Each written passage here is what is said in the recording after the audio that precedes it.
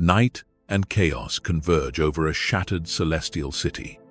A golden figure hovers above the ruins of Asgard, trembling as black tendrils of shadow coil around him. Thunder cracks and fires rage in the distance. The god of thunder himself stands below, bloodied and desperate, watching the man in the sky struggle against an invisible foe. Robert Reynolds, the Sentry, shines like a dying sun, his aura flickering as a vast darkness radiates from within him. The air is thick with dread, for the heroic guardian of Earth now teeters on the brink of becoming its destroyer. High above the broken halls of the gods, Robert's anguished voice breaks through the storm. I can't control it. Please, kill me!" His scream echoes across the heavens, equal parts command and plea. For an instant, his eyes are human and afraid, and the onlookers below see the man inside the god begging for release. But as quickly as it appeared, that human glimmer is swallowed by something else. Robert's face twists, half obscured by a cruel grin not his own. A monstrous void leaks out of his skin like living night, and a deep, inhuman chuckle rattles the sky. The Sentry's benevolent golden light is eclipsed by an ebon silhouette with eyes like burning coals. Lightning illuminates the battlefield. On one side, heroes brace themselves for the unthinkable. On the other, the dark entity coiled around the Sentry roars with primeval fury. The void has been unleashed. A shadow born of the Sentry's own soul, now intent on annihilation. Robert wrestles for control, his golden form contorting as storm winds rip at his tattered cape. In that heart-stopping moment, the mightiest heroes of Earth know terror. The guardian they once trusted now threatens to lay waste to all creation. And above the thunder and howling dark, the Golden Guardian's voice cries out one final time, lost in a cacophony of light and shadow. How did it come to this? In the trembling silence between bursts of thunder, that question hangs. To find the answer, to understand how a shining savior became a harbinger of doom, we must turn back the clock to the dawn of the legend of the Sentry. Act 1. The First Light. In a time of quiet desperation, before the world knew his name, Robert Bob Reynolds was just a man, flawed, frightened, and longing for purpose. Once a scrappy, lanky teenager grappling with addiction and aimlessness, Bob stumbled through life with a void in his heart, long before the void had a name. One fateful night, driven by equal parts courage and recklessness, he broke into a secret laboratory in search of a fix. But what he found was something far more potent than any drug. In the darkness of that lab, Bob's trembling hands seized an experimental serum, a golden elixir glimmering in its vial. This was the culmination of a clandestine project to magnify the super soldier formula 100,000-fold, a serum of untold power waiting for anyone to claim it. Alone under flickering fluorescent lights, Bob made a choice that would change destiny. He drank the golden Sentry serum, unaware that in that moment he was inviting the power of 1,000,000 exploding suns into his fragile human form. The transformation was instant and violent. Golden energy coursed through his veins like solar fire. Bob's mind exploded with light. Every cell in his body awakened into something beyond human. With a single heave of his arm, he shattered the lab walls as if they were paper. Alarms blared and armed guards rushed in confusion. Bob only remembers an overwhelming burst of radiance as the room filled with blazing light. When it was over, he stood amidst wreckage and silence, the guards lying unconscious, or worse, around him. The timid man was gone. In his place glowed the Sentry, a radiant being of immeasurable strength and awe-struck eyes, newborn into a world that had never seen his like.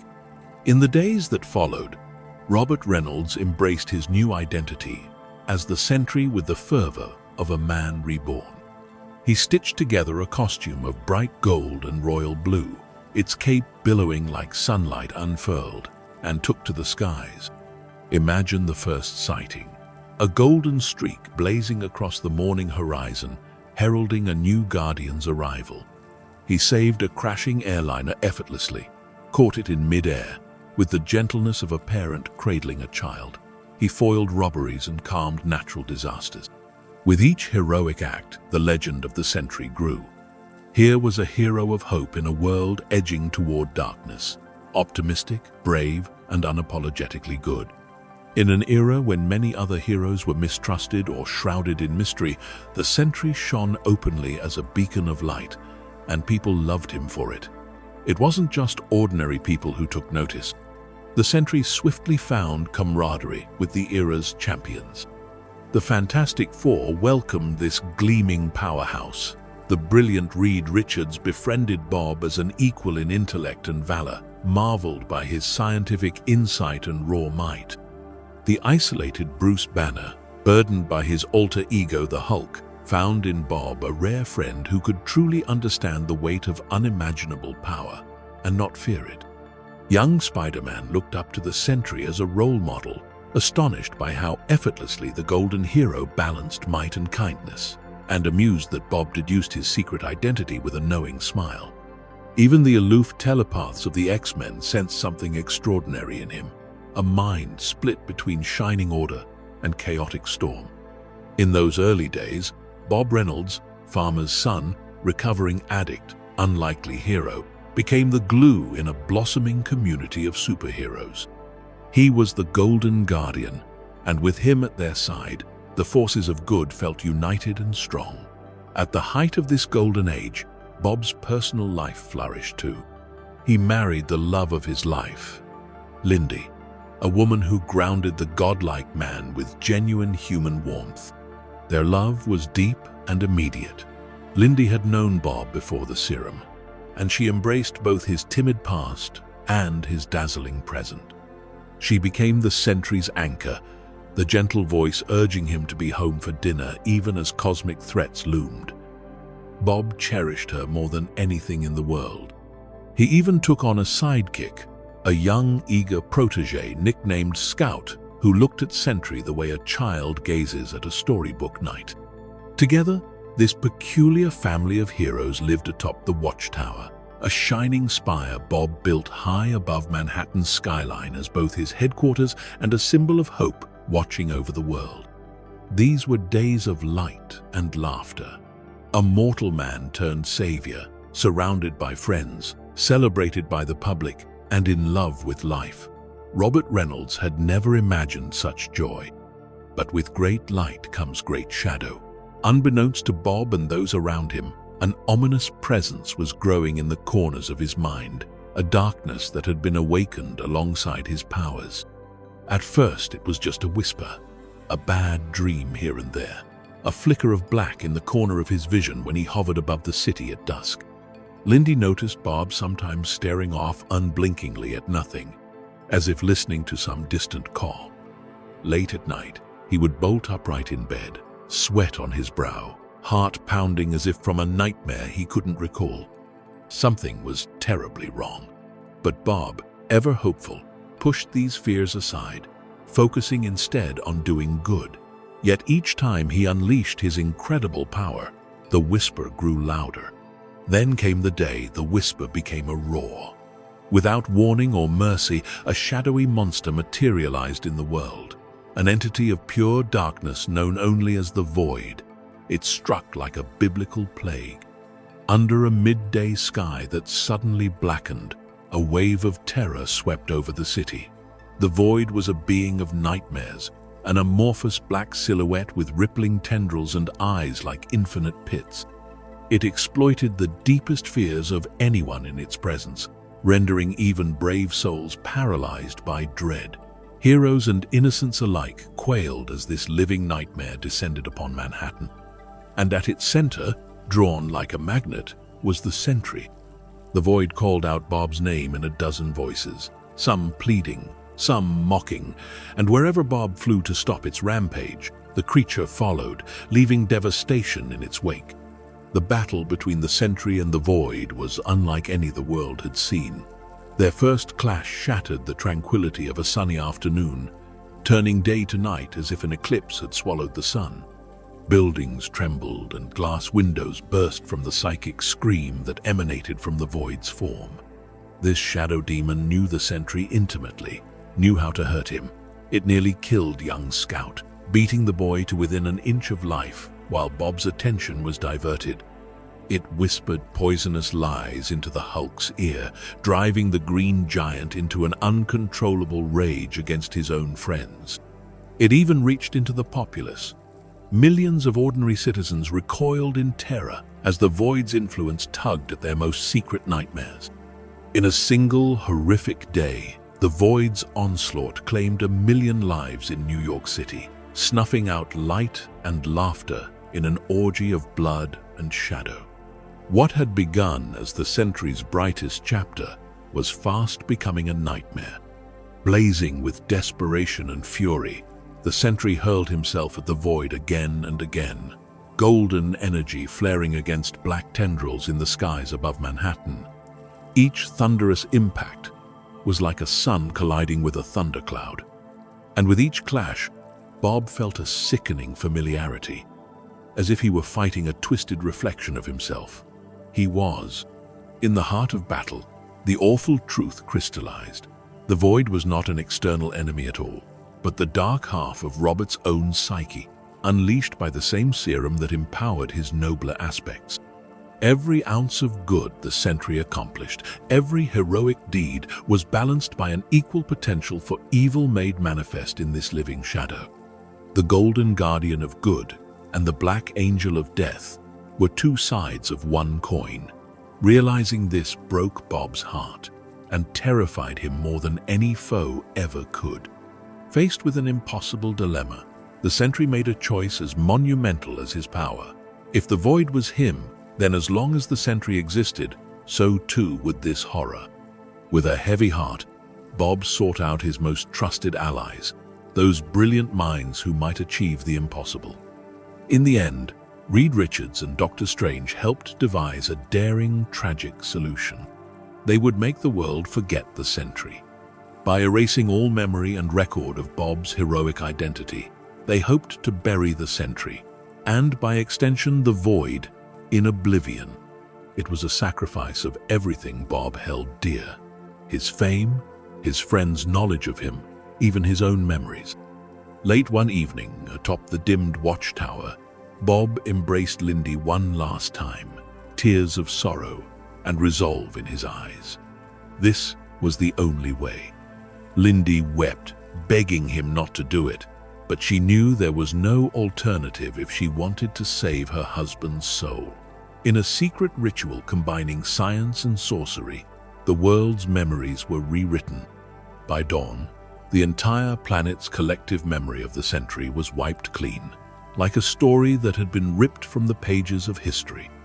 Every trace of Bob's heroic career vanished. News articles, photographs, even diary entries mentioning him simply ceased to exist. And with that erasure, the Void too dissipated into nothingness, its dark laughter finally silenced.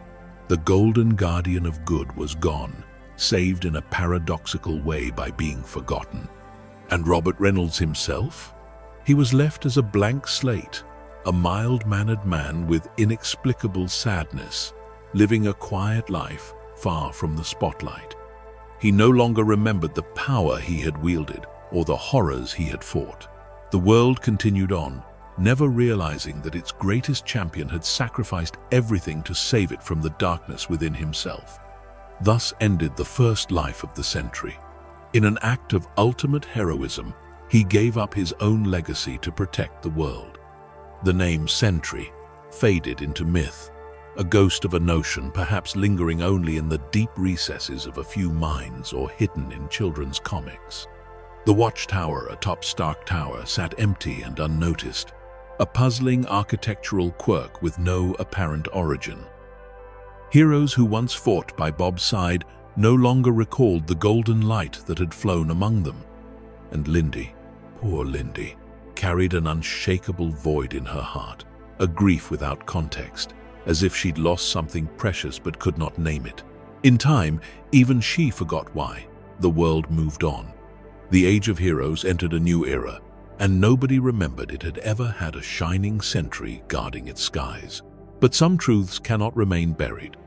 Great light and great darkness have a way of resurfacing, and Robert's story was far from over. Act 2, The Forgotten Hero returns.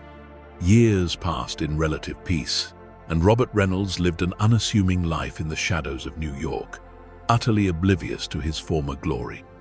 He was a man out of time and out of mind, working a simple job, tending a small apartment, and battling only the quiet demons of depression that he couldn't quite explain. Sometimes he would watch the news of superheroes and villains with a strange sense of longing, as if hearing an old melody from childhood. Other times he awoke at night feeling weight on his soul, a pressure he couldn't name. The world had forgotten the Sentry, yes, but Bob's soul had not. Deep inside him, a spark of golden power still lived, and with it, the shadow of the void, both lying dormant, waiting. That slumbering power finally stirred on a grim day when fate came knocking hard on Robert's door. It happened in a flash. A massive jailbreak at the Raft, a high-security prison for supervillains, shook Manhattan. Sirens blared across the city as chaos erupted.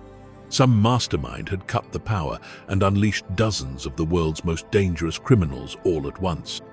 Amid the bedlam, a terrified Foggy Nelson, a visiting lawyer caught in the wrong place at the wrong time, was flung bodily into the cell of a mysterious, long-haired inmate who had been keeping to himself. That inmate was Robert Reynolds. He had voluntarily confined himself in the Raft, tormented by vague memories of a crime he believed he'd committed.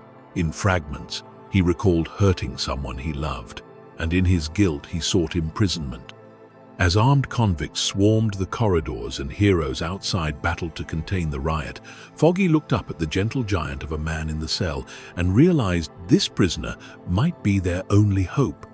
Outside the cell, a slavering villain, the alien symbiote called Carnage, was on a bloodthirsty rampage, ready to tear innocents apart. Foggy pressed himself against the wall, bracing for death, when a calm voice behind him said, "Stand back." In an instant, the steel walls of the cell crumpled outward like tinfoil. Through the smoke, a figure emerged. Bob Reynolds, eyes blazing with golden light reborn. With Carnage lunging forward, Bob moved purely on instinct. In a blur of speed, he seized the howling symbiotic monster. The next moment defied belief. Bob shot upward through the ceiling, smashing through concrete and steel, through level after level of the prison, 7, 8, 9 floors, in the blink of an eye. One heartbeat later, guards and inmates looked up through a gaping hole to see a golden comet streaking straight into the sky, dragging Carnage with it. Up and up Bob flew, beyond the clouds, the murderous alien screaming in his grip. Without a word, he hurled Carnage further into the stratosphere and, with effortless might, tore the creature clean in half. A burst of red-black ichor glistened for a moment against the sun, and then was carried away on the wind. In those few seconds, an unstoppable killer had been stopped cold by something even more formidable, the reawakened Sentry. Down below, the new generation of heroes stood, stunned.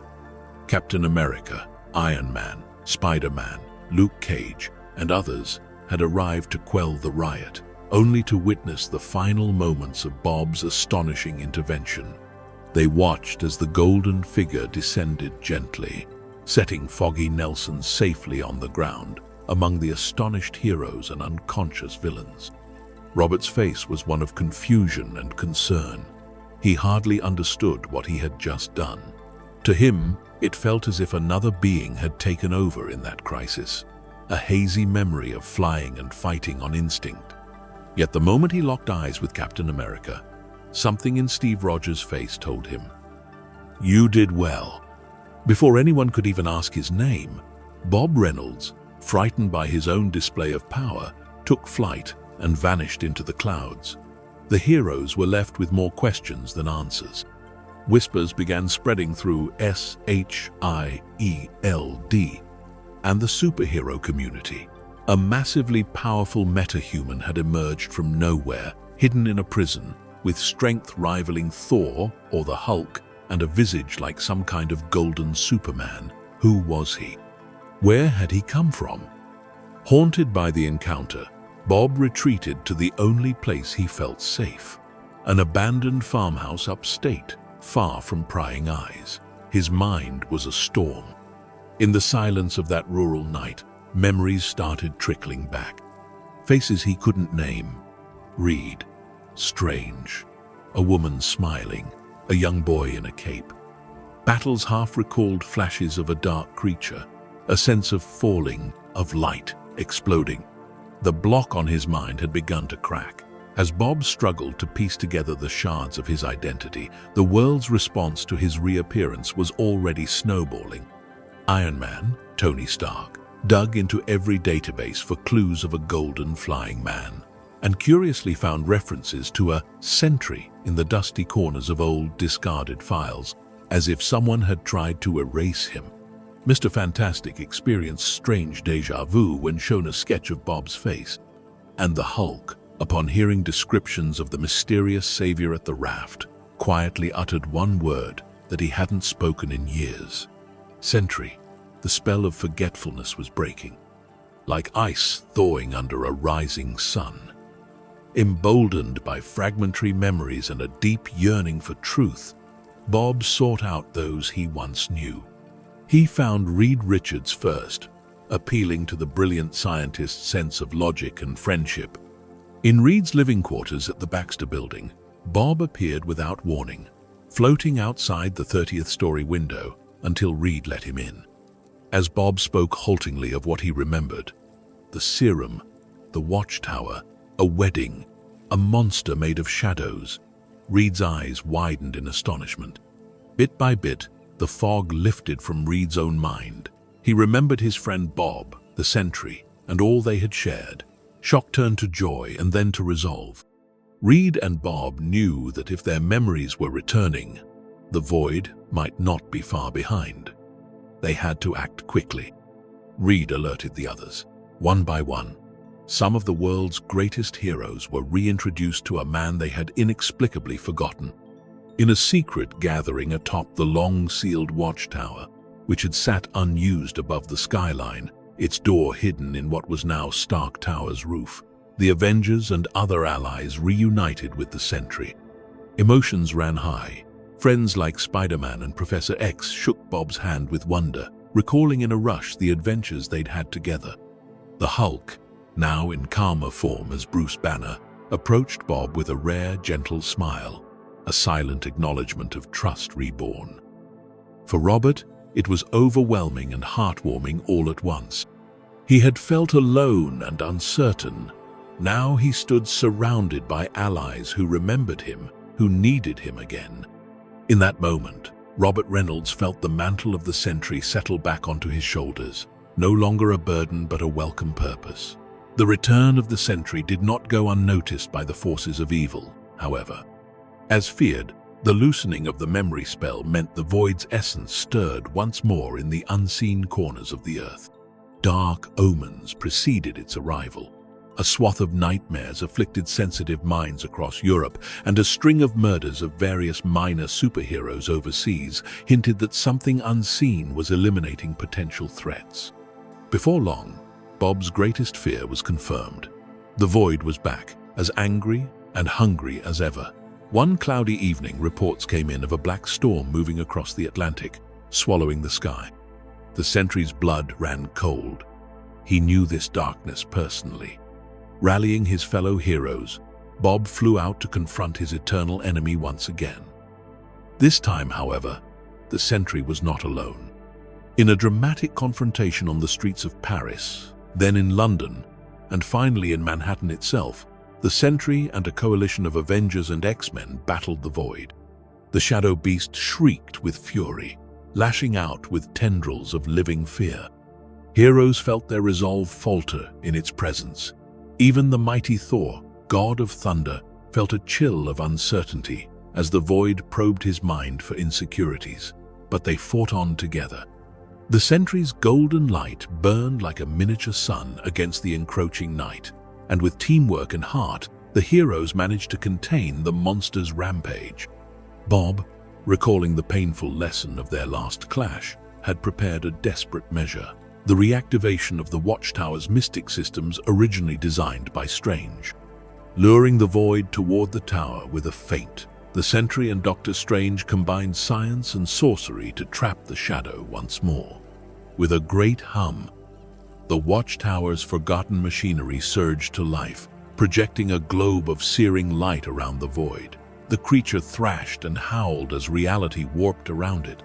In a final flash, almost too bright to behold, the Void was dispelled, seemingly torn from this plane and cast back into nothingness, at least for now.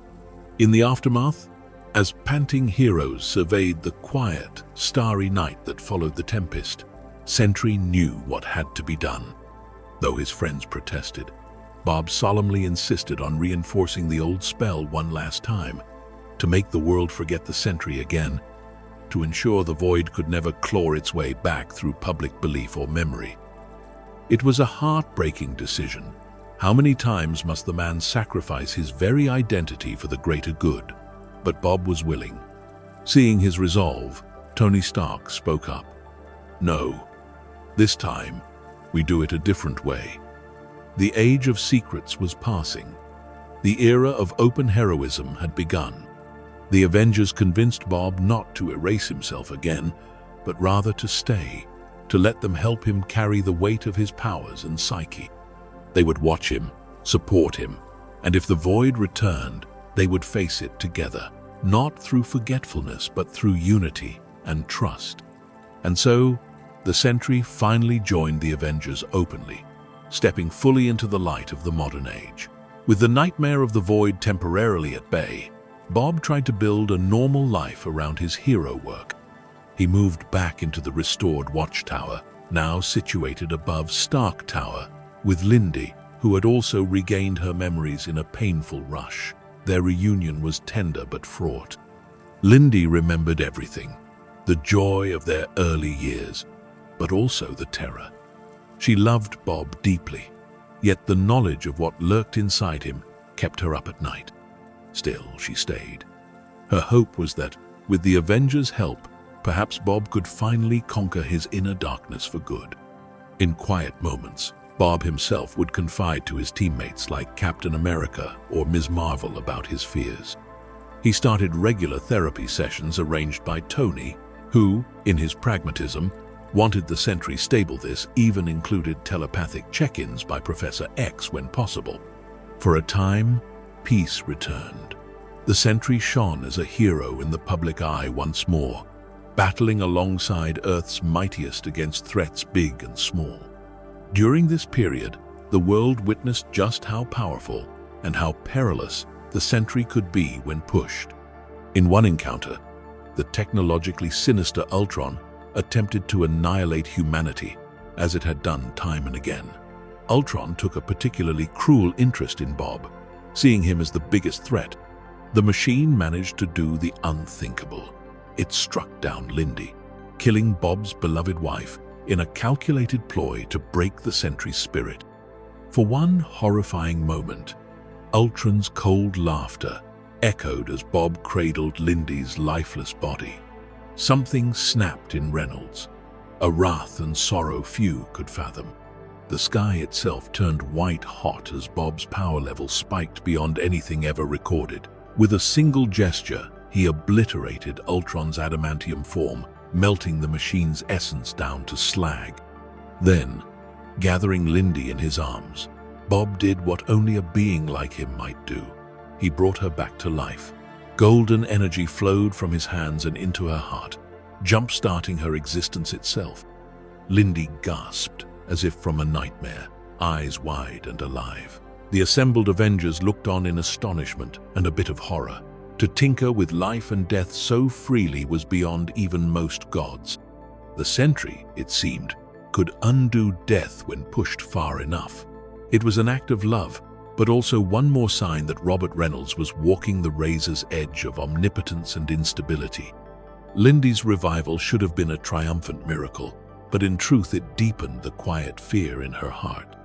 She had felt, however briefly, the cold oblivion of death, only to be yanked back by Bob's sheer will.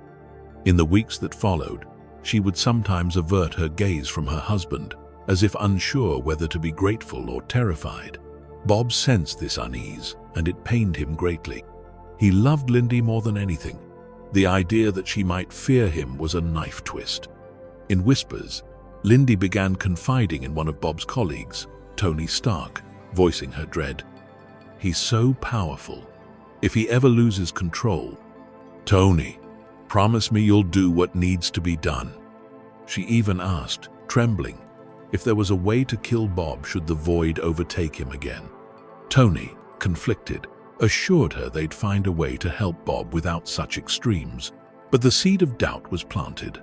Each day that Bob saved the world, Lindy's smile grew a little more forced. At night, she would lie awake, one hand on Bob's warm, sleeping form, wondering if tomorrow would be the day he finally went mad. One midnight, in a moment of quiet panic, Lindy found an old energy pistol, a relic from one of Bob's past adventures stored in the watchtower. With tears in her eyes, she gently pressed the muzzle to Bob's forehead as he slept, her hands shaking violently. She could end it now, save him from future corruption, save the world from the void with one pull of the trigger. Bob's eyelids fluttered, he stirred, and in that moment Lindy's resolve shattered. She couldn't do it. The pistol clattered to the floor as she broke down sobbing, and Bob woke to find his wife in anguish. That night, he learned the full extent of Lindy's fear. It broke his heart, but he understood. He held her close until the dawn, promising over and over, "I'll never let it hurt you. I'll never let the void win." Lindy nodded, but in her eyes doubt lingered. This was the fragile life of Robert Reynolds in the calm before the storm, a hero outwardly as brilliant as the sun, privately wrestling with anxiety and the fragility of his relationships.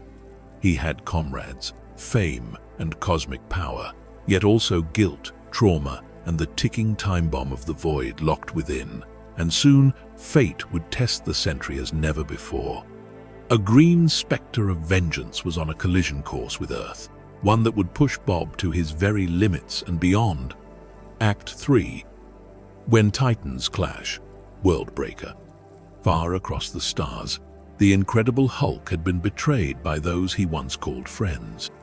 Exiled into space to remove his fearsome strength from Earth, the Hulk endured heartbreak and unimaginable loss on the planet Sakaar, only to return now, enraged beyond measure, on a warpath back home. This was no mere Hulk. This was the World Breaker, eyes burning with cosmic wrath and heart set on retribution. He blamed Earth's heroes for the death of his wife and the destruction of his new kingdom. And so the Hulk came to Manhattan like an apocalyptic force of nature, intent on punishing those who wronged him. One by one, the Green Goliath struck down the mightiest champions. Iron Man, Doctor Strange, the Fantastic Four, all fell before the Hulk's boundless rage. The city trembled under his footsteps, and the sky rang with the shockwaves of his battles.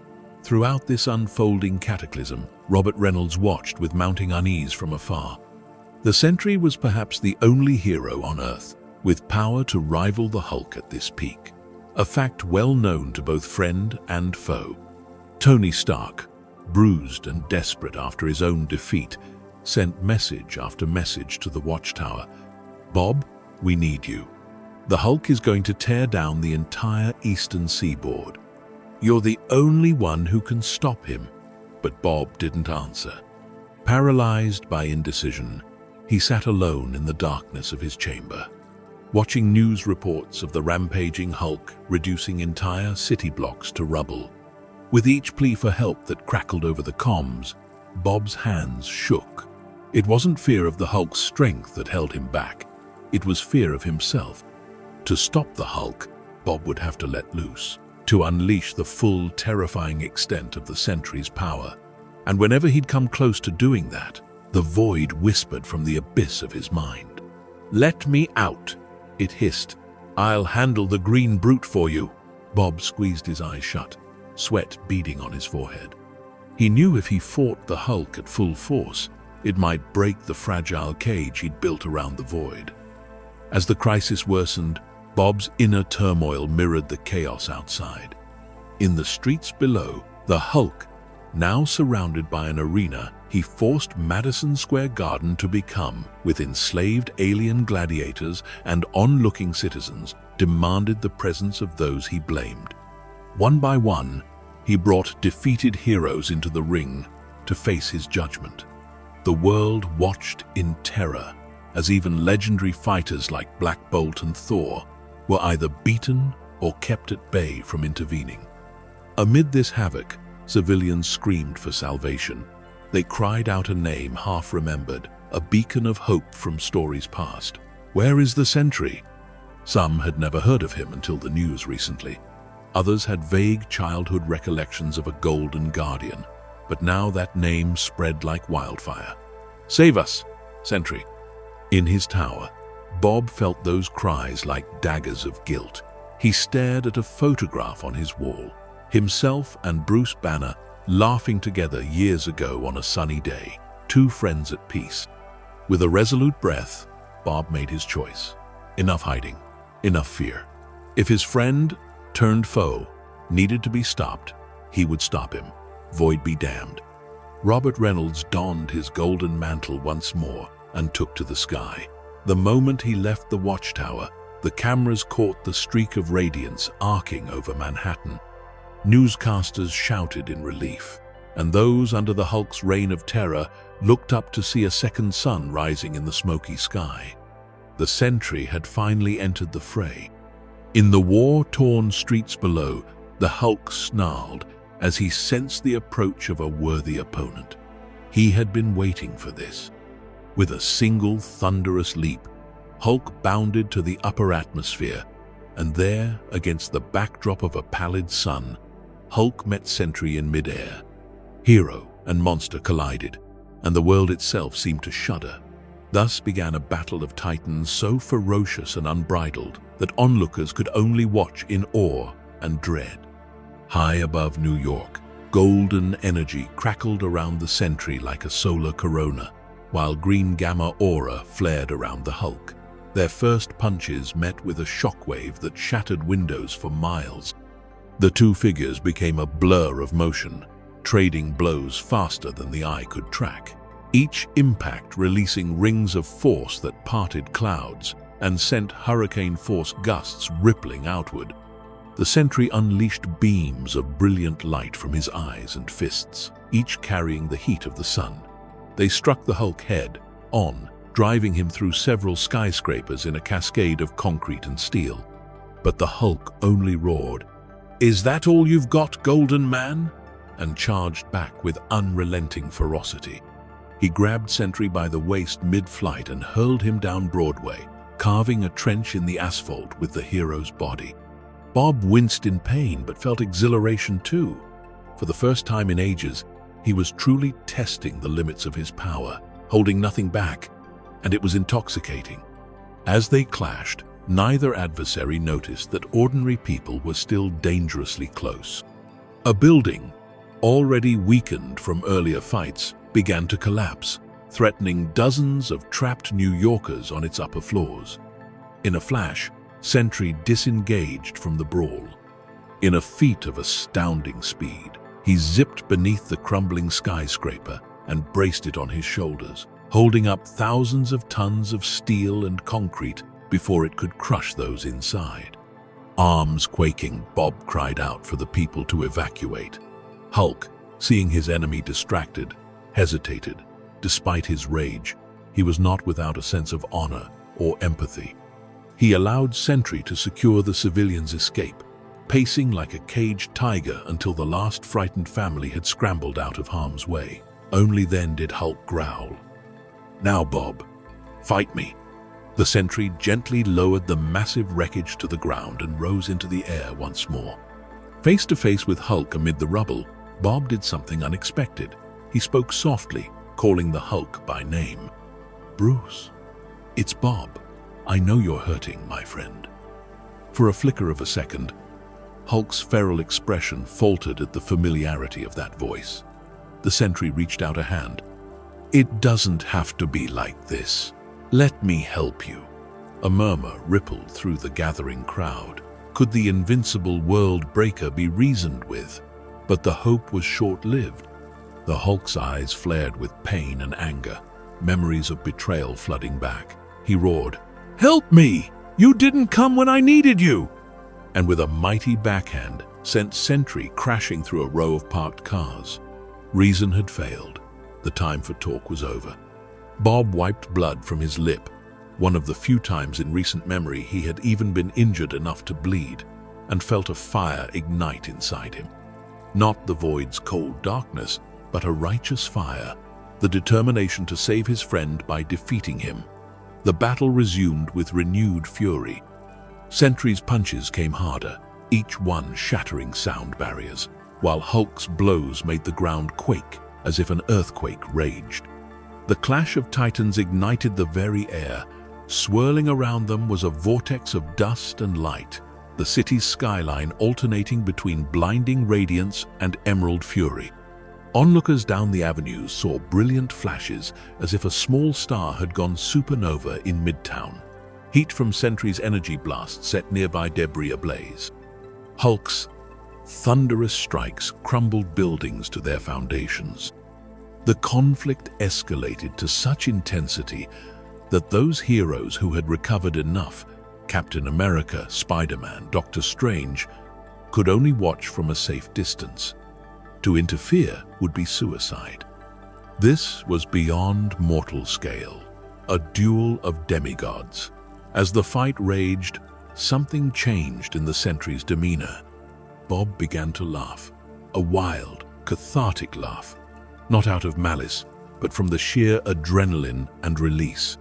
For the first time, he was unshackled, throwing the full might of 1,000,000 exploding suns at an opponent who could take it.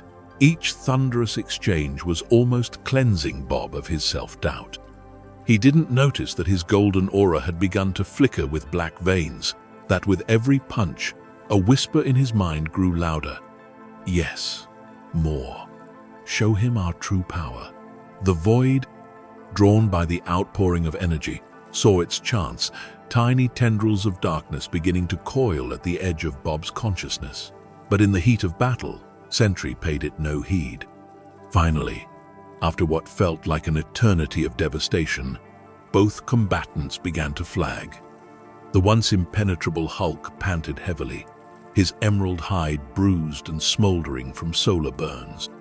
The Sentry, too, struggled for breath, his golden energy fluctuating after expending so much raw force. The street around them was unrecognizable, a smoldering wasteland of craters and debris. Both men had given it their all. In a moment that would be recounted in legends, Sentry and Hulk each summoned one last surge of strength. With a united howl, they charged and struck each other with simultaneous haymakers of unimaginable force. Boom! The shockwave flattened what remaining windows hadn't shattered and knocked spectators off their feet blocks away. For a heartbeat, both figures stood, arms still outstretched from the blow. Then, almost in unison, they collapsed.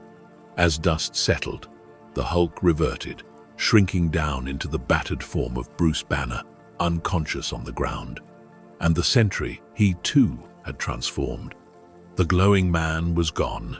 In his place lay Bob Reynolds, a normal human, gaunt and exhausted. In pouring out his near-limitless power, Bob had effectively drained himself, temporarily burning out the Sentry's energy until nothing was left but a weary man.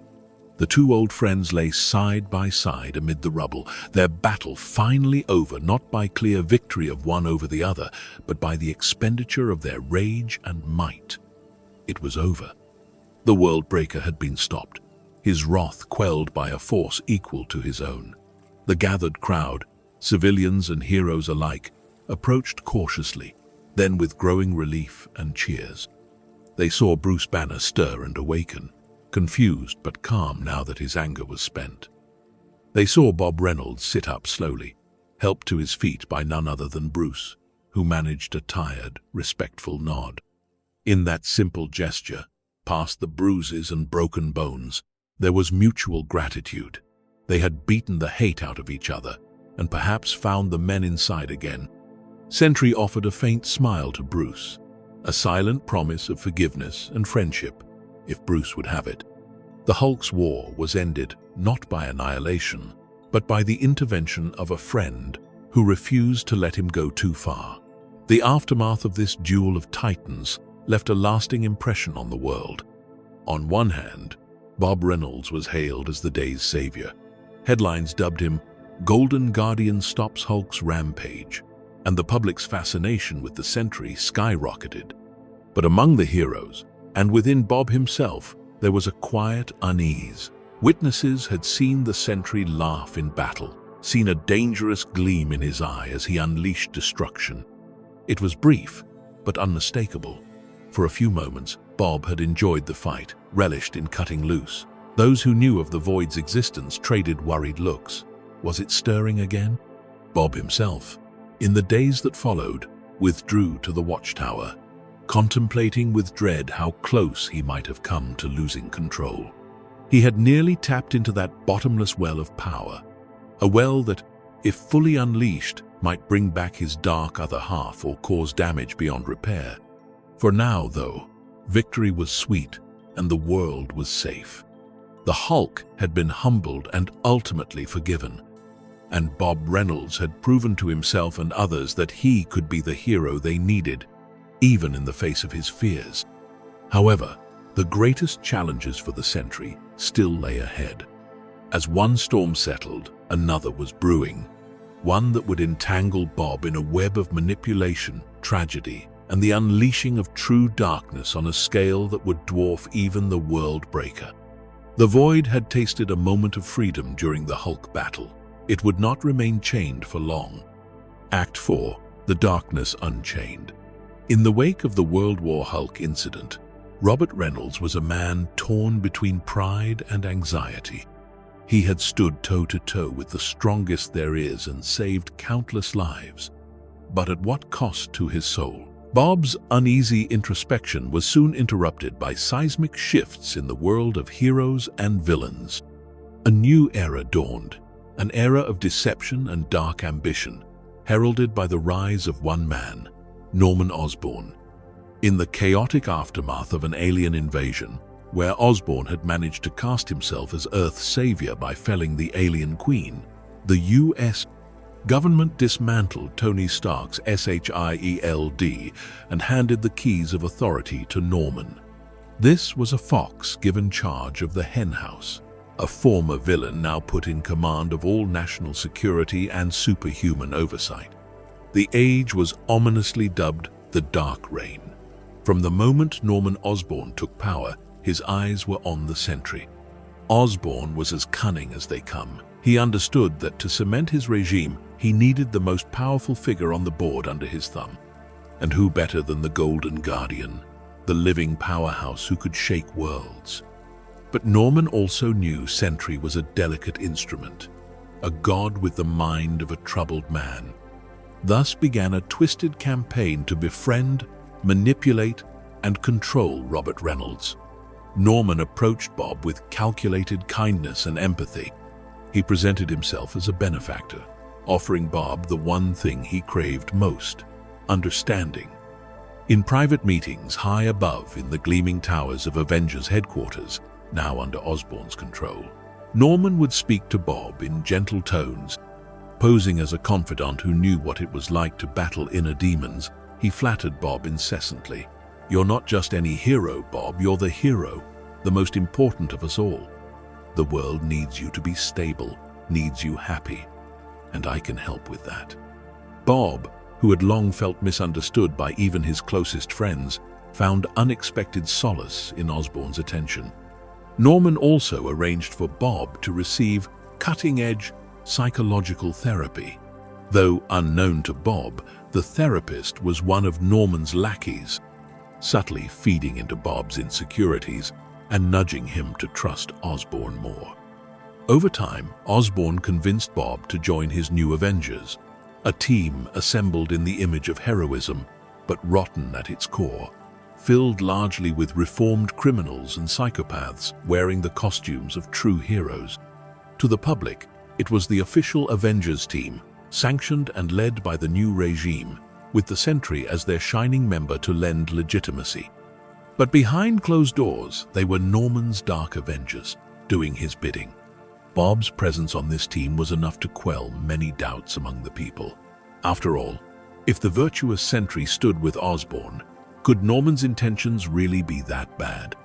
This is exactly what Norman wanted, and Bob, earnest and hopeful, believed he might serve as a positive influence on this team of misfits.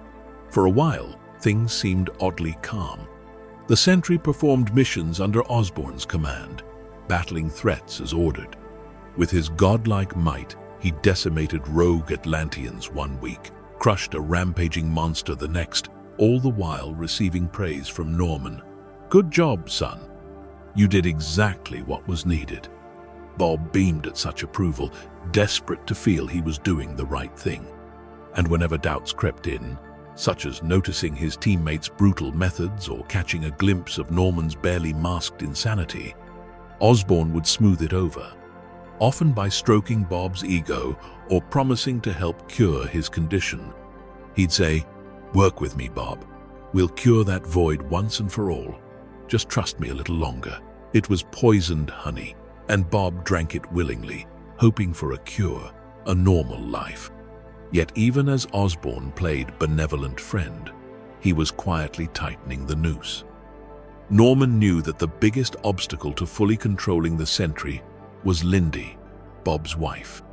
Lindy was the tether to Bob's humanity and conscience, and worse, in Norman's view, she was a voice of caution, perhaps even able to talk Bob out of following Norman if push came to shove. Osborn had witnessed Lindy's fear firsthand. In fact, one evening, using hidden surveillance, he overheard an emotional conversation between Lindy and Bob, where she begged him to leave the Avengers and seek help, expressing her terror of the void resurfacing with all this violent work Bob was doing. Bob was torn, but ultimately insisted he had to stick with it for the promise of a cure. Norman realized that as long as Lindy lived, she would be a wedge, a constant source of doubt in Bob's mind, a liability Norman could not afford. Thus, the man who had once worn the mask of the Green Goblin hatched one of his cruelest schemes. During a government-sanctioned Avengers mission, one Norman orchestrated to be conveniently far out at sea, he arranged for Lindy to be taken for a ride. Norman dispatched his most merciless enforcer, the assassin known as Bullseye, masquerading on the team as Hawkeye, to carry out the deed. Under the pretense of keeping Lindy safe from potential threats while Sentry was away, Bullseye escorted her onto a helicopter. Lindy, sensing something was off, clutched nervously at her locket with Bob's picture, eyes darting. They flew out over the Atlantic, ostensibly evacuating due to a false threat Norman had engineered. Lindy's heart pounded. She did not trust this cold-eyed man beside her, and she was right not to. Some miles offshore, high above a dark, choppy sea, Bullseye made his move. With chilling nonchalance, he grabbed Lindy by the throat. She had just enough time to let out a single scream, cut off as Bullseye's hands closed like a vice. "No more distractions for Bob," he sneered. Lindy's eyes widened in terror and heartbreak. She fought, but Bullseye was a trained killer. In moments, her struggles weakened. Perhaps in her last instant of consciousness, she thought of Bob and prayed her death would somehow free him of the Void's curse. With a final brutal twist, Bullseye snapped her neck. Lindy Reynolds' body went limp, her terrified eyes now forever still. Bullseye unceremoniously pushed her out of the helicopter's door. Her form tumbled down, disappearing into the black waves below. The sea swallowed Lindy without a trace, as if she had never existed. When the Sentry returned from the mission later that night, Norman delivered the tragic news with a theatrical facsimile of sorrow. Lindy, he claimed, had fallen victim to an attack by enemies seeking revenge on Sentry, an attack Bob could not have anticipated or prevented. Norman framed it as a terrible price paid for Bob's heroism. Robert was devastated. The howl of grief and agony that escaped him that night echoed for miles. He tore through the base in a frenzy searching for Lindy, refusing to believe she was gone. When he finally collapsed to his knees, cradling her empty locket which rescuers had found washed ashore, something visibly broke in the man. His friends tried to comfort him. Miss Marvel reached out a hand, only for Bob to jerk away, golden tears streaming down his face. "She was all I had, and I couldn't save her," he whispered, voice hollow. Norman stood by, mask of empathy on his face, but inwardly he smiled. The last shreds of Bob's stability were fraying, and Norman was ready to seize the strings. In the days that followed, Bob's behavior became increasingly erratic. He spent hours floating in the sky by himself, silent and unmoving, like a lonely sun shining without warmth. At other times, he locked himself in the watchtower, listening obsessively to recordings of Lindy's voice. Norman provided these too, ensuring Bob's pain stayed fresh. The Avengers grew concerned. They knew Bob was unstable at the best of times, and now this was a powder keg. Osborn deftly kept them at bay, insisting that Sentry just needed space and that he, as Bob's confidant, would handle it. Privately, Osborn began whispering in Bob's ear more frequently. He fed Bob's anger and grief, nudging him toward a darker outlook. "They took her from you, Bob," Norman would say, voice low and dripping with venom. "Those so-called heroes who made enemies of the world, they set this in motion. Maybe if they'd let me do things my way sooner, Lindy would still be alive. It's their fault. It's all their fault." The Sentry's eyes, once filled with kindness, now smoldered with confusion and rage. Bob's mind danced on a razor's edge. He blamed himself, he blamed the villains, he even blamed Lindy a little for not being stronger. Grief makes thoughts irrational. Mostly, though, he began to direct blame toward those who questioned Norman's leadership. In Norman, Bob saw the only person unwaveringly telling him he was in the right. It was seductive. The seeds of doubt in the Avengers, planted by Lindy, were now scorched away by anger. And then, the void began to speak again. In the quiet of Bob's devastated soul, that familiar cold voice coiled around his thoughts. "I can bring her back, you know." Bob flinched. "No, you're not real," he muttered, pressing his palms to his temples. The void chuckled softly. "As real as your love for her. Let me out, and I will fill the world with such darkness that death itself will spit Lindy back out." These were lies, or half-lies. The void promised anything to break free. Osborn noticed Bob mumbling to himself more often, caught the name Lindy, and a few "no, no" responses to no visible presence. Norman realized the void persona was surfacing, and he was pleased. He wanted the Sentry's dark side unleashed, a weapon of ultimate destruction he could direct at his enemies. Thus, Norman Osborn, in his hubris, made a fateful decision. He would unleash the void completely and aim it like a cannon at whatever stood in his way. The opportunity came when Norman orchestrated a siege on a target that should have been untouchable, Asgard itself, the heavenly city of the Norse gods, which at that time floated above Broxton, Oklahoma.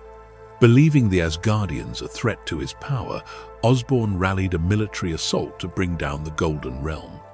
He knew the assault would trigger an open confrontation with the true heroes. Thor, Captain America, Iron Man, and others had by then seen through Osborn's facade and were ready to oppose him.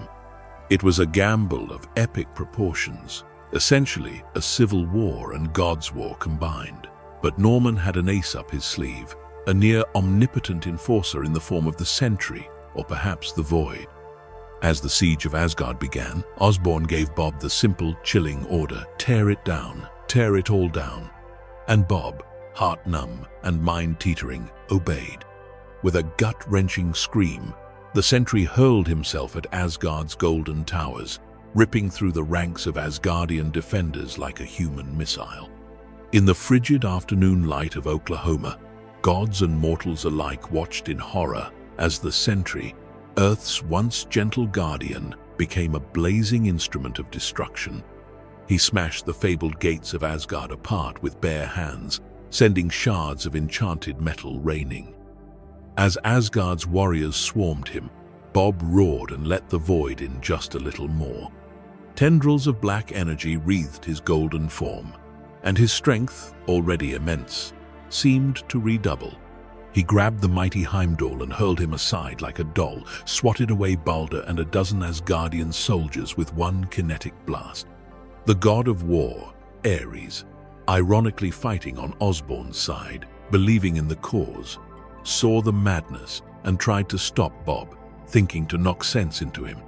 Ares swung his axe at the Sentry, a blow that could cleave mountains. Sentry caught the axe mid-swing, shattering the blade, and for a moment, these two forces of nature locked eyes. Ares saw nothing human left in Bob's gaze, only a predator's void. In one of the most brutal moments imaginable, the Sentry seized Ares by both arms. With a howl that echoed across the plains, he ripped the god in half. The god of war's sundered form fell from the sky in a rain of blood, and a collective gasp of horror rose from friend and foe alike. It was a slaughter beyond mortal ken, a god butchered by a man. The Sentry, or rather the void within him, had crossed a line from which there was no return. At that moment, any illusion that Robert Reynolds was in control ended. The void took over, fully and gleefully. Bob's kind face contorted into something monstrous, eyes fully black, mouth curled in a grin of cruel ecstasy. "How many gods will I have to kill today?" The void hissed through Bob's lips as he turned his gaze to the next target. Thor, enraged and grief-stricken at his friend Ares' fate and at the desecration of his home, charged in lightning blazing. He slammed Mjolnir into the Sentry's chest with a strike that would have felled a mountain, and it barely budged the void-possessed Sentry. Bob cocked his head, almost curious, as Thor unleashed a storm's wrath upon him. No matter how many Thunderbolts crashed, the void kept coming, tendrils snaking around Thor's limbs, burning his godly flesh. For the first time in ages, Thor felt real fear. This was not the Bob he knew, this was a ravenous force beyond reason. Down on the battlefield, the true heroes, Captain America, Iron Man, Nick Fury's forces, and others, had joined the fray against Osborn's army. Upon seeing the Sentry's rampage, they realized this was the nightmare scenario. Steve Rogers shouted orders to focus all firepower on the Sentry, even as he fought through waves of soldiers. Iron Man remotely directed a fleet of weaponized drones to dogfight around Bob, peppering him with repulsor beams and missiles. It was like trying to stop a tornado with toothpicks. The void-drenched Sentries swatted them aside, one by one.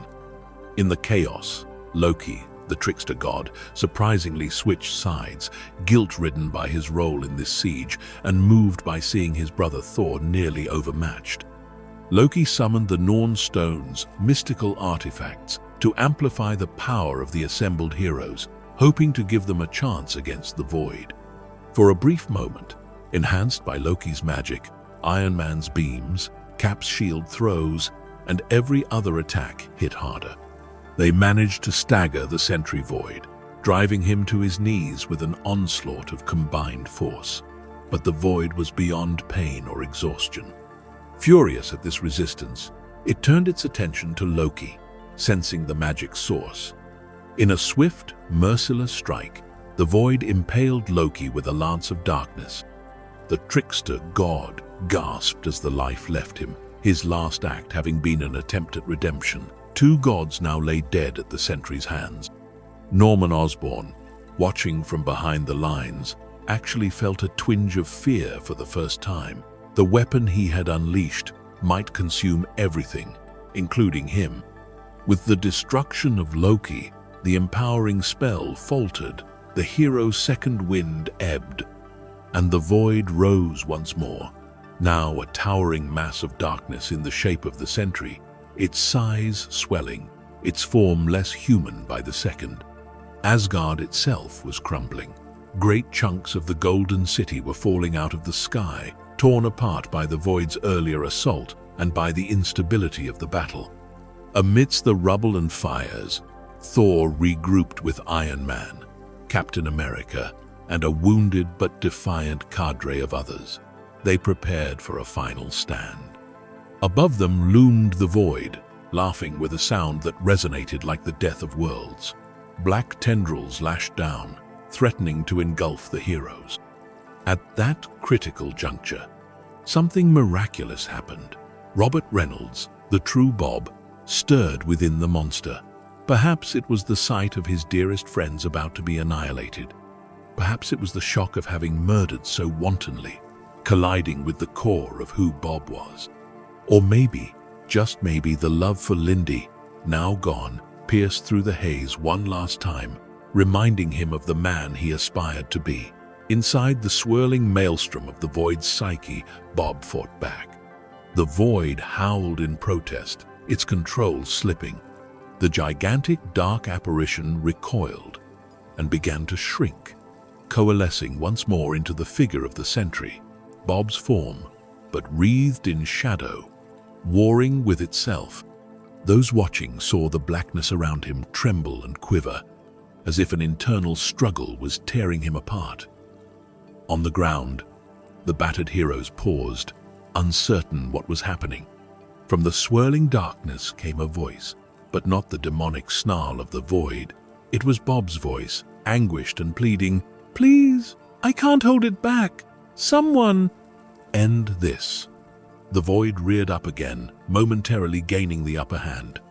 In that split second, Tony Stark, ever the man with a contingency plan, remotely dropped an orbital satellite on the Sentry's position, the very same unthinkable failsafe he had once conceived for such an event. A massive Hammer helicarrier, commandeered by Iron Man's override codes, plummeted from the clouds, smashing into the Sentry in a titanic explosion of fire and metal. The ground shook as if a bomb had gone off. For a moment, there was silence save the crackle of flames. In the impact crater, unbelievably, the Sentry still stood, but the blow had stunned him, and Bob was once more visible. The Void's tendrils loosened. Bob's costume was in tatters, flesh burned and regenerating erratically, half his face normal, half shrouded in oily darkness. He looked around at the devastation with clear horror in his eyes. The sheer scale of ruin, Asgard in ruins, brave warriors dead at his hand, it all came crashing down on him. Bob regained control fully, for perhaps the last time, and hovered down to the heroes. He was sobbing softly, brokenly. Meeting Thor's anguished gaze, Bob's voice came as a shattered whisper. "I'm sorry. So sorry." The god of thunder, still crackling with rage, raised Mjolnir again, prepared to finish what was started. But Captain America held out his arm, stopping Thor. In Steve's wise eyes, there was recognition of what was happening. Bob Reynolds, their ally, was back and begging for deliverance. Indeed, Bob turned his gaze to the group and spoke with an eerie calm through the tears. "You know what you have to do. Please, do it, before I lose myself again." It was the very plea from our story's beginning. The cliffhanger moment now come full circle. Robert Reynolds, a man who only ever wanted to be a hero, now implored his friends to kill him, to save the world from the monster he could no longer contain. It was an act of ultimate self-sacrifice and tragic clarity. For a heartbeat, none moved. Even Osborn, watching from a distance, was stunned into silence, his plans truly unraveled now. Then, gently, a massive hand rested on Bob's shoulder. It was Thor, eyes wet with sorrow and compassion. The Odinson nodded heavily. "Aye, friend," he murmured. "We will release you, Bob managed a grateful smile, perhaps the first peaceful expression on his face in a long, long time. With grim resolve, Thor stepped back and summoned the storm. The sky, which had been clearing, darkened once more as thunderclouds rolled in at Thor's call. The remaining Avengers and Asgardians, understanding what must be done, directed all their will and power at the Sentry for one final strike. Iron Man charged his repulsors to max. Captain America readied his unbreakable shield, and others took aim as well. But in the end, it was Thor who acted as executioner, a burden he accepted out of love for his friend and duty to the world.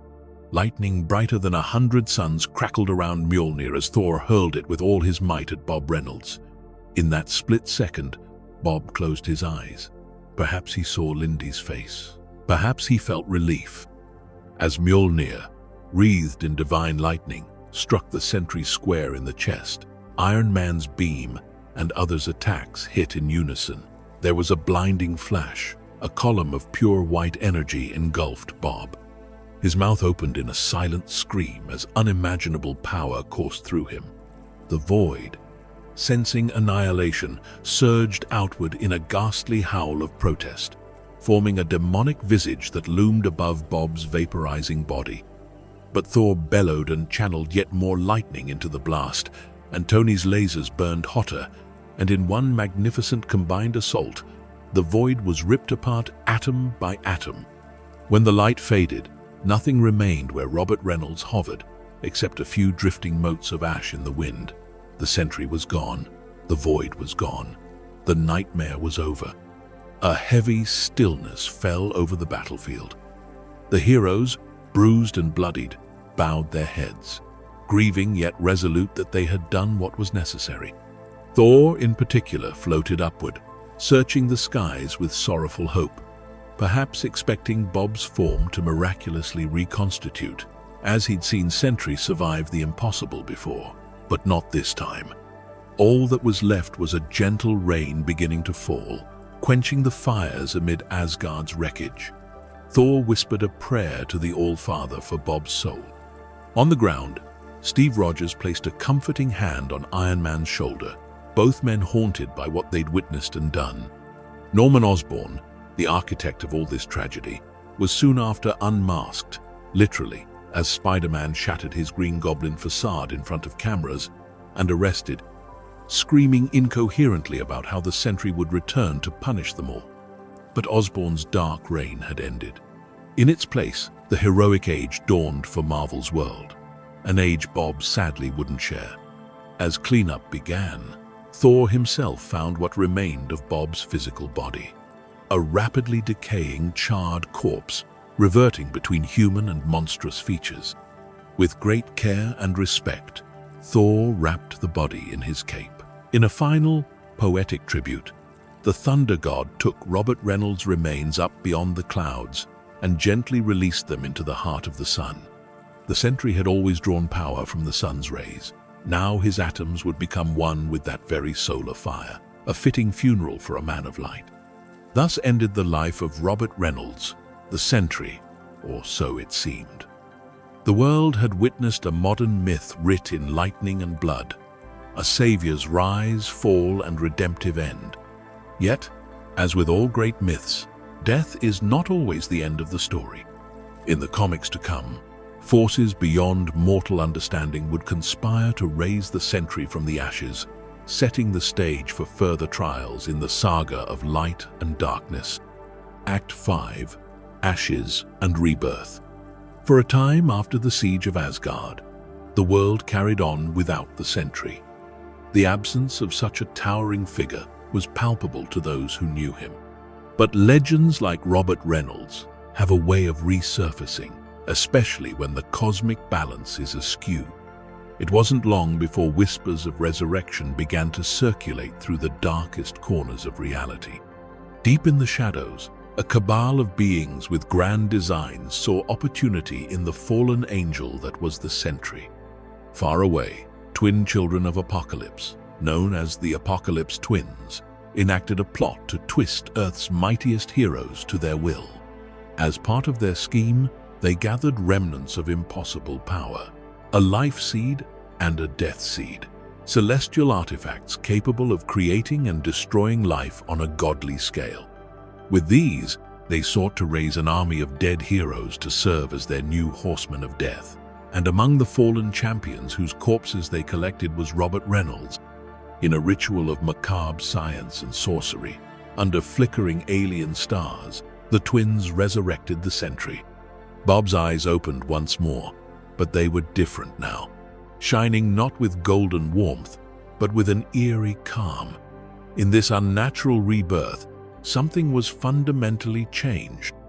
The Void's presence was oddly absent. The Death Seed had purged that particular parasite from Bob's soul, but in doing so, it had filled him with a cold, grim purpose. The Sentry emerged from his grave no longer burdened by fear or doubt, but also stripped of some essential humanity. Clad in a dark version of his outfit, he became Apocalypse's horseman, an angel of death in service to an insane cause. With a chilling zeal, the resurrected Sentry followed the twins' orders. He confronted his former allies without remorse, trading blows with Thor in a distant alien world bathed in green sun.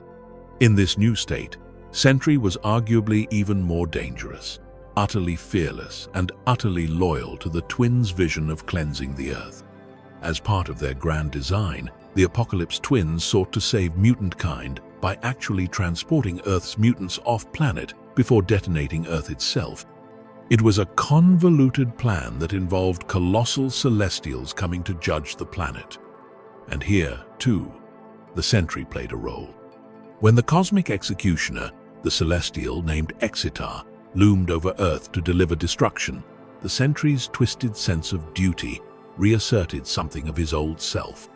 He remembered that he was the protector of mankind. Even in madness, some core of Bob wanted to save people. In a surprising turn, the Sentry helped the Avengers, specifically the Unity Squad of Avengers, X-Men, stop Exitar from obliterating Earth, not out of pure altruism, but out of a warped interpretation that only he should judge Earth, or perhaps some latent heroism surfacing at the crucial moment. Together, Thor and the Sentry and others managed to slay the Celestial, averting total doom.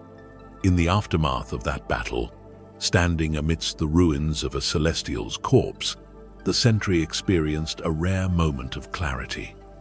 The Apocalypse twins were defeated, their plan in shambles. Bob was free from their direct control, yet still not entirely the man he once was. Full of madness but momentarily lucid, he spoke quietly to Wasp, who stood nearby astonished that this godlike being was not attacking them.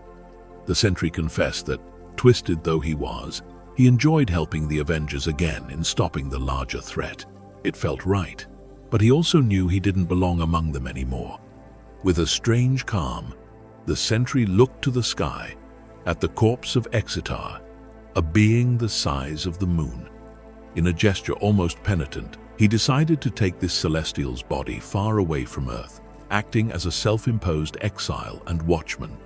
"Prepare yourselves," Sentry warned Wasp and the others, "because the gods will come looking for this." He spoke of Celestials, of cosmic retribution that might come for what the Avengers had done in slaying one of their judges. And then, with a respectful nod, the Sentry lifted the giant celestial corpse, a task only someone of his unimaginable strength could even contemplate. Glowing with power, Bob soared into space, carrying Exitar's body with him into the unknown reaches of the cosmos. He left Earth behind, a solitary figure hauling a monument of death, determined to draw away any wrathful cosmic forces that might otherwise target Earth. It was a strange sort of heroism, almost mythic, the fallen angel taking on an eternal burden in the stars. For a long while, the Sentry wandered the cosmos. Out there, alone with his thoughts, Bob confronted the one foe he could never quite escape: his own desire for final rest. The curse of his powers was that even death had not been permanent. He felt like a puppet of higher powers, yanked back to life for others' purposes. In the cold void between galaxies, Bob Reynolds yearned for oblivion, and yet his cursed vitality kept him going. Eventually, his travels brought him back into contact with an old ally, Dr. Strange. The Sorcerer Supreme found Bob drifting in space, full of anguish and madness. Strange was shocked to see his friend alive again, and in such a tormented state. Bob pleaded with Stephen. "Please, you have to end me. I can't do it myself. I can't live like this, half a man, half a monster." But not even the Sorcerer Supreme had an easy answer for true death to one so powerful. What Strange could do, however, was offer something akin to mercy. He imprisoned the Sentry within Bob's own mind, using a spell of containment that created a pocket dimension, a mental world, where Bob could exist peacefully, away from reality, effectively comatose but content. In this mindscape, which Bob himself shaped into an idyllic facsimile of Earth, the Sentry could fly freely and save the day to his heart's content without ever hurting real people. And the Void, presumably, would remain trapped as well. This was Strange's cure, not death, but a dream without end, a heroic illusion where Bob could be happy and the world would be safe from him. Gratefully, Bob accepted this plan. So, with arcane rituals and careful whispering, Dr. Strange cast the spell. The Sentry's physical form became inert, hidden away in some sanctum, while his consciousness lived on in a self-made paradise, a Sentry world where each day he defeated imaginary villains and had dinner with an imaginary Lindy at dusk. It was bittersweet perfection. For a time, all was quiet. The Sentry disappeared from the world stage, and most assumed him gone for good. But such tranquility was not fated to last. Bob's constructed mind world had a flaw. It still housed the Void, albeit submerged, and outside, forces conspired to disturb Bob's slumber. An old foe and former sidekick, Billy Turner, the one who had once been Scout, grew embittered and resentful. Feeling abandoned by his mentor and craving power, Billy discovered a way to infiltrate Sentry World, intending to steal the Sentry's power for himself. His intrusion upended the delicate balance of Bob's mental realm. The Void saw its opening. Within the mindscape, a battle of wills unfolded. Sentry versus a corrupted Scout and the re-emergent Void. Reality trembled as this psychic war reflected in bursts of power in the real world around Strange's sanctum. In a climactic moment of truth, Bob realized he could not just hide from his darkness forever. He had to confront it, absorb it, accept it as part of him. In an awe-inspiring display inside his own soul, the Sentry overpowered the Void and reabsorbed the dark entity back into himself, merging at last into one whole being. The amalgamation did not restore Bob's sanity fully, but it granted him completeness. He was no longer split. He was both Sentry and Void, light and dark integrated. In theory, this could have made him more stable, or perhaps more dangerous. Upon waking from the mind prison, Bob emerged into the real world once again, startling Dr. Strange. He felt different, calm even. "It's done," he told Strange quietly. "The Void and I are one." The Sorcerer Supreme was uncertain whether to rejoice or fear this outcome. Bob certainly seemed more centered than ever, but a being who willingly contains his own inner devil is a precarious thing. Nevertheless, for a while, Bob used this integration to maintain better control. He struck out on his own path, away from teams and obligations, acting as a solo protector where needed, but carefully limiting how much power he used unless absolutely necessary.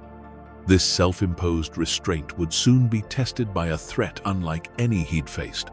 An enemy not born of Earth's petty conflicts or even the schemings of gods, but a primordial force of darkness from the stars. When the sky itself went black, and a symbiotic god of evil named Knull descended upon Earth, The call went out once more for the most powerful heroes to defend the planet. Portals of writhing darkness opened above Manhattan as a horde of symbiote dragons poured out. The Avengers, X-Men, and others fought valiantly, but Knull was a dark deity, the self-proclaimed king in black, intent on extinguishing all light. Into this fray flew the Sentry, resolved and radiant. Bob remembered the last time an invasion threatened Earth. He'd missed the Skrull invasion that Norman thwarted, but this time he would not sit idle. Spotting Knull, an ancient, pale being with a malicious grin, Sentry didn't hesitate. Here was an enemy he could unleash on without fear of hurting innocents beyond the enemy. "You," Sentry declared, confronting Knull high above the atmosphere. "I've fought darkness before. You're just another shadow for me to scatter." And with that, he seized one of the massive symbiote dragons mid-flight and tore it in two in front of Knull, showing off his power, hoping to intimidate. But Knull merely looked amused. The dark god's lips curled. In a voice that slithered like oil, he answered, "Ah, the Golden Man. I've been looking forward to this." With uncanny speed, Knull lunged at the Sentry. The ensuing confrontation was shockingly brief, far shorter than anyone expected. Sentry swung a shining fist. Knull caught it in one hand, tendrils of living darkness enveloping Bob's arm. Bob's eyes widened in surprise. Rarely had anyone matched his strength so effortlessly. He threw a second punch with his free hand. Knull caught that too. For the first time, the Sentry felt an icy stab of panic. The symbiotic tendrils crawled over his body, attempting to smother his light. Bob summoned his full might, golden energy exploding outward in a desperate nova to incinerate this parasite. But Knull, ancient and mighty, drank in that light. He was the god of the abyss, the antithesis of the Sentry's sunshine power. This was not a battle of physical strength. It was a battle of fundamental natures, and Knull held the advantage. Down on the ground, heroes watched in dismay as the Sentry, their ace, struggled in the clutches of the enemy leader. Knull sneered and spoke directly into Bob's mind. "I know you, little son. I see the void in you. You are not my enemy. You are my kin."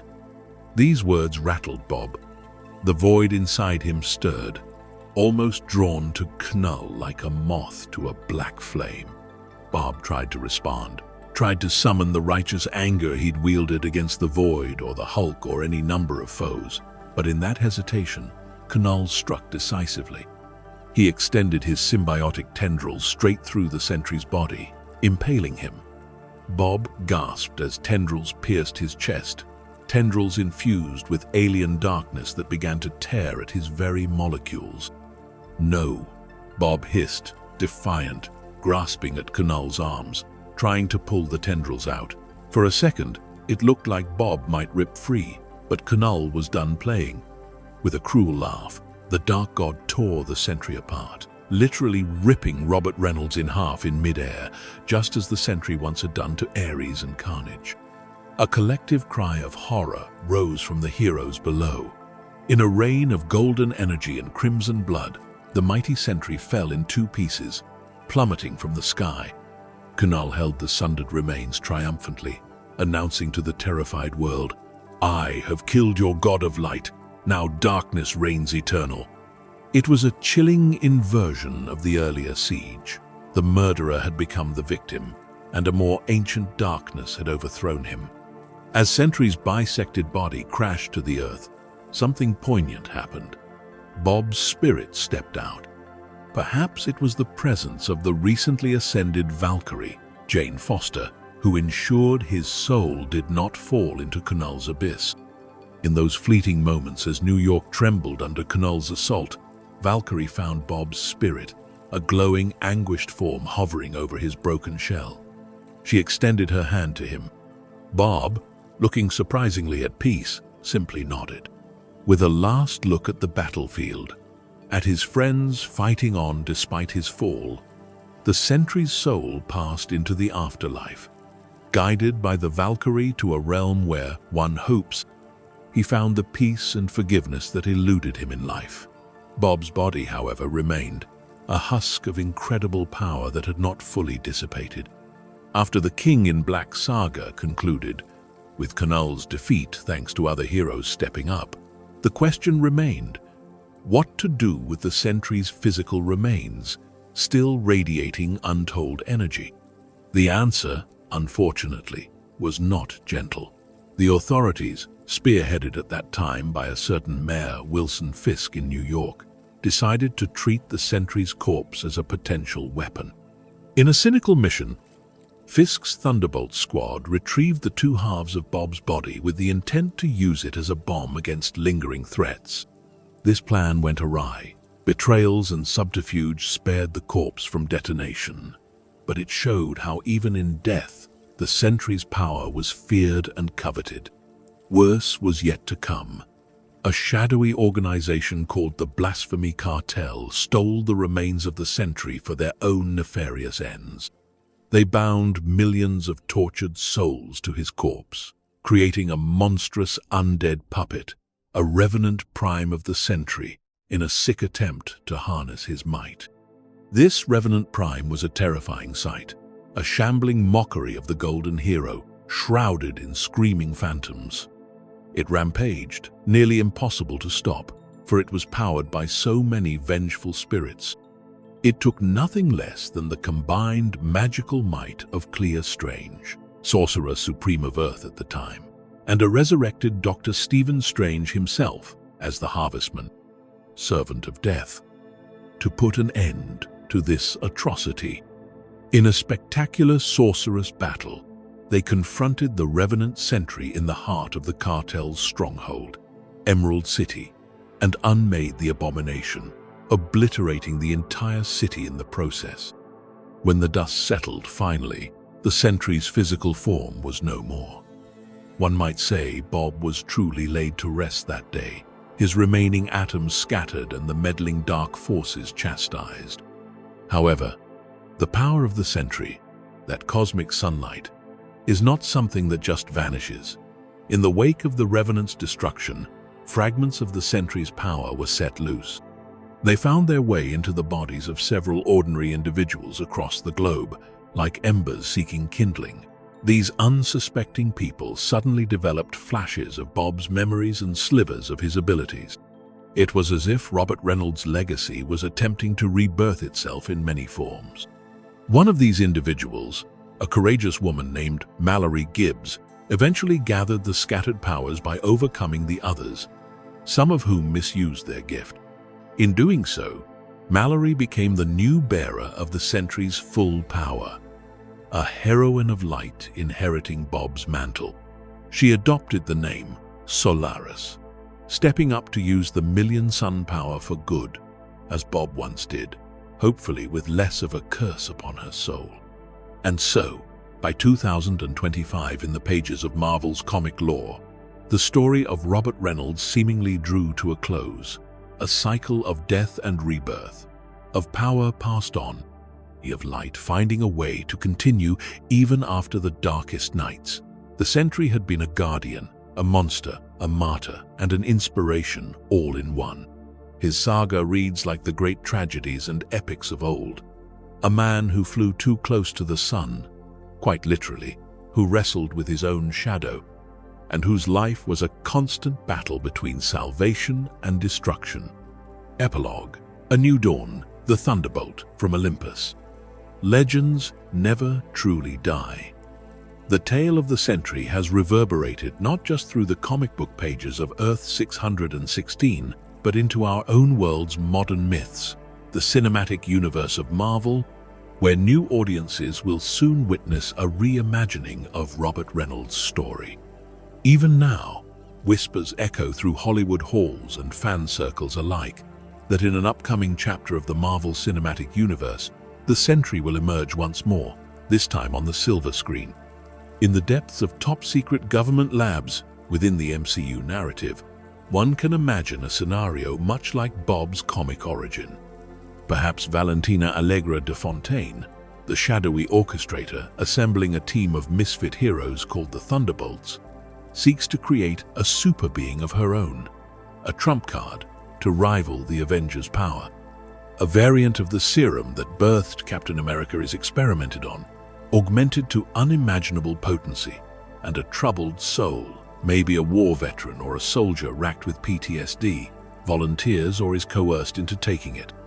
That man is Robert Bob Reynolds in this new telling. A lonely figure whose psyche, already scarred by trauma, becomes the vessel for godlike strength and unspeakable darkness.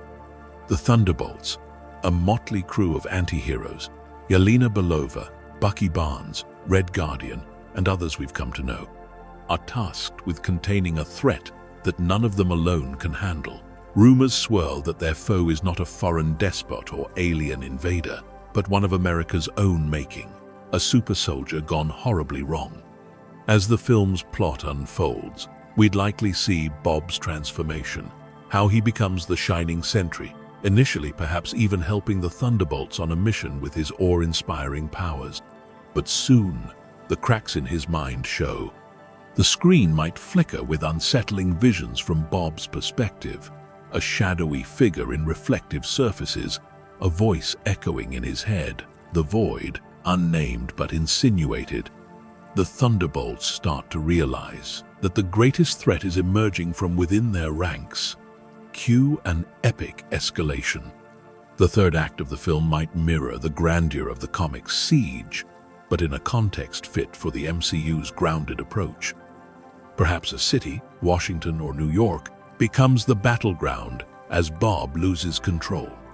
The Void persona, whether explicitly named or symbolically represented as Bob's dark side, begins turning people into shadows, as one leaked description put it.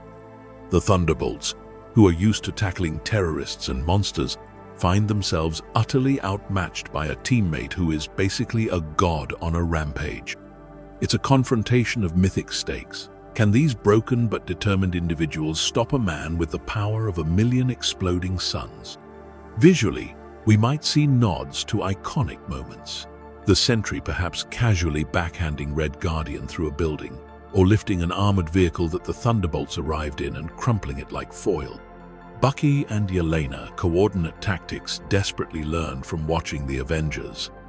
Maybe they use ingenuity, traps, emotional pleas.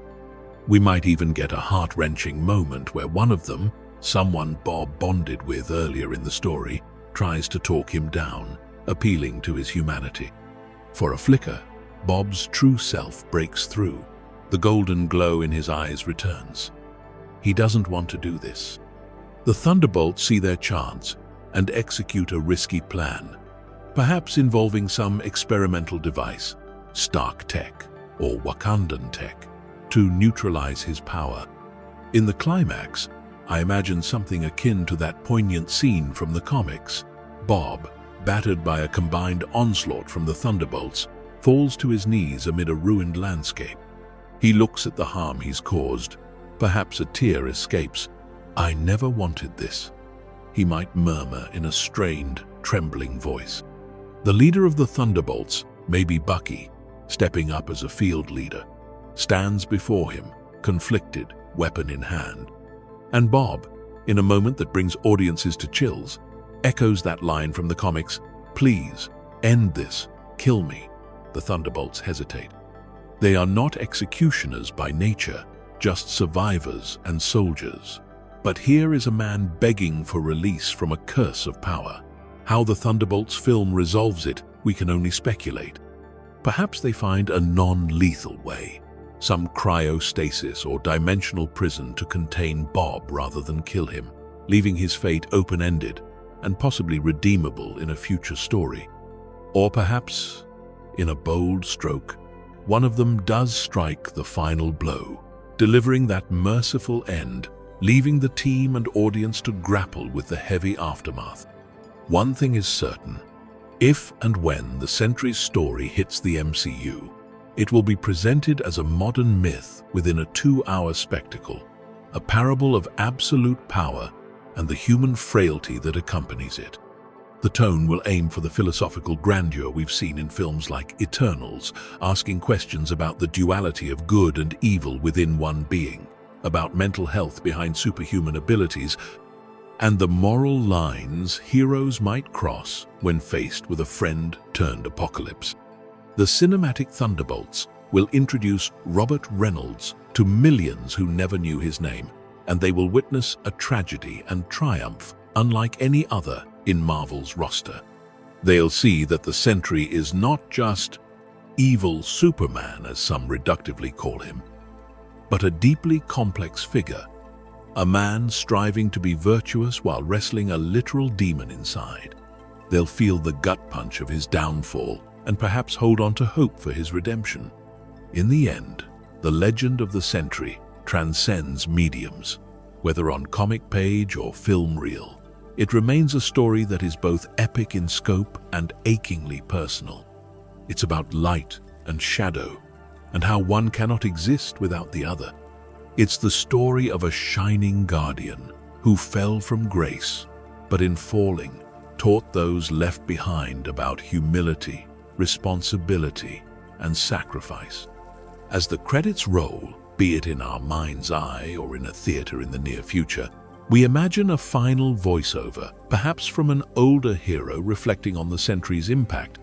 The Golden Guardian flew higher than any of us, and yes, he fell. But in his fall, we learned to be better, to confront our own darkness. Robert Reynolds' light has not gone out. It lives on in the hope he inspired and the lessons written in his blood and glory. And when the next dawn comes, we'll remember the man of a million suns who fought the endless night, and know that even in darkness, light endures. The saga of Sentry is thus not a single story, but many, a cycle of death and rebirth, of heroism and horror, of inner demons and ultimate redemption. In true mythic fashion, it leaves us with awe and somber reflection, that the line between hero and villain can be razor thin, that unchecked power exacts a terrible price, and that even the brightest light casts a dark shadow. Yet, as with all Marvel tales, it also leaves a spark of hope, because as long as stories are told, the Sentry will soar again in some form, reminding us that even our flaws and failures can become legends, and even fallen heroes can find eternal life as constellations in our cultural sky.